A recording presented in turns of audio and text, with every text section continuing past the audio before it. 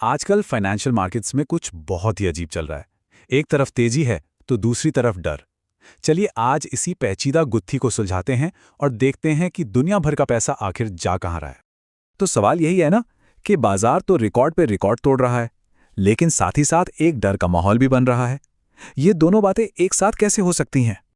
सबसे पहले बात करते हैं उस चीज की जो आजकल हर जगह छाई हुई है, एआई। और इसी एआई की वजह से टेक स्टॉक्स में जो जबरदस्त रैली आई है, उसने मार्केट को मानो दो हिस्सों में बांट दिया है।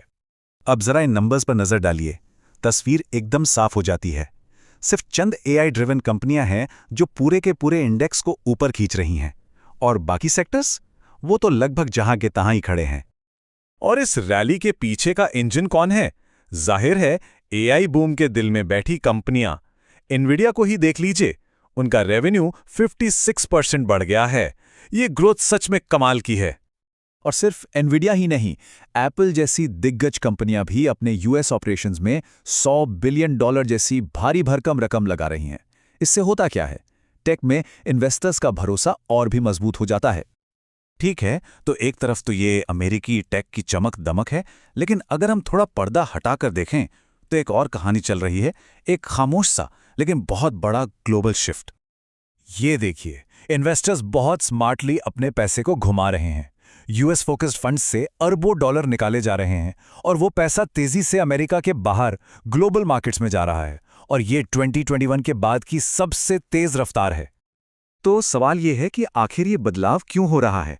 देखिए, इसकी कुछ बड़ी वजहें हैं। अमेरिकी डॉलर कमजोर हो रहा है, विदेशों में कंपनियों की वैल्यूएशन काफी सस्ती मिल रही है, और यूरोप और एशिया के मार्केट्स ने इस साल बेहतर परफॉर्मेंस भी दी है। ऊपर से चीन से भी कुछ अच्छी खबरों की उम्मीद है। अब इन सारी अलग अलग कहानियों को जो एक धागे में पिरोता है, वो है दुनिया का सबसे पावरफुल सेंट्रल बैंक, यानी अमेरिकी फेडरल रिजर्व। मार्केट को तो पूरा यकीन है, मतलब लगभग 90% यकीन कि फेड जल्द ही ब्याज दरें घटाना शुरू कर देगा। ऐसा क्यों? क्योंकि महंगाई के जो आंकड़े आ रहे हैं वो ठंडे पड़ रहे हैं। लेकिन रुकिए, कहानी में एक ट्विस्ट है। एक तरफ तो दरें घटने की उम्मीद है, लेकिन दूसरी तरफ अमेरिकी सरकार इतना सारा नया कर्ज ले रही है।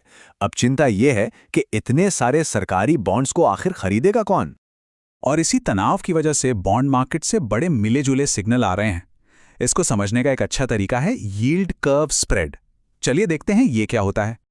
तो बॉन्ड मार्केट हमें एक ही समय में दो अलग अलग बातें बता रहा है। शॉर्ट टर्म में तो वो कह रहा है कि सावधान रहो, लेकिन लॉन्ग टर्म को देखें तो वो बढ़ते कर्ज और महंगाई को लेकर फिक्र जता रहा है ना अजीब?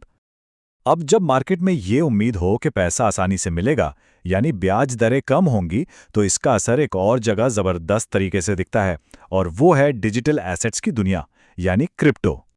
क्रिप्टो करेंसीज लगातार नई ऊंचाइयों को छू रही हैं, और इस बार वजह सिर्फ रिटेल इन्वेस्टर्स नहीं है। अब नियम कानून पहले से ज्यादा साफ हो रहे हैं, और सबसे बड़ी बात, बड़े बड़े इंस्टीट्यूशंस भी इसमें कूद रहे हैं।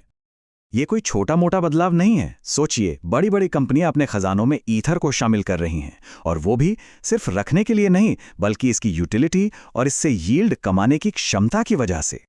तो चलिए अब इन सारी बातों को जोड़कर देखते हैं, क्योंकि एक तरफ तो ग्रोथ की ये तलाश चल रही है, लेकिन ये सब एक ऐसे माहौल में हो रहा है जहां दुनिया भर में खतरे भी कम नहीं हैं। और यहीं पर मार्केट का असली विरोधाभास सामने आता है। एक तरफ तो लोग एआई और टेक के भविष्य पर बड़ा दांव लगा रहे हैं, लेकिन वही लोग दूसरी तरफ सोने जैसे सेफ हेवन, यानी सुरक्षित माने जाने वाले एसेट्स में भी पैसा डाल रहे हैं। सोना भी अपने ऑल टाइम हाई पर है। तो कुल मिलाकर बात यह है कि आज का इन्वेस्टर एक बहुत ही मुश्किल दुनिया में नेविगेट कर रहा है। यहाँ सरकारों पर भारी कर्ज है, देशों के बीच ट्रेड को लेकर टेंशन है, और जियोपॉलिटिकल लड़ाइयाँ तो चल ही रही हैं। तो इन सब विरोधाभासों के बीच सबसे बड़ा सवाल यही खड़ा होता है कि आने वाले समय में इन्वेस्टर्स को सेफ्टी और ग्रोथ, ये दोनों एक साथ कहाँ मिलेंगी? खैर, इसी तरह के बड़े और ज़रूरी विषयों पर और भी जानकारी के लिए लाइक और सब्सक्राइब ज़रूर करें।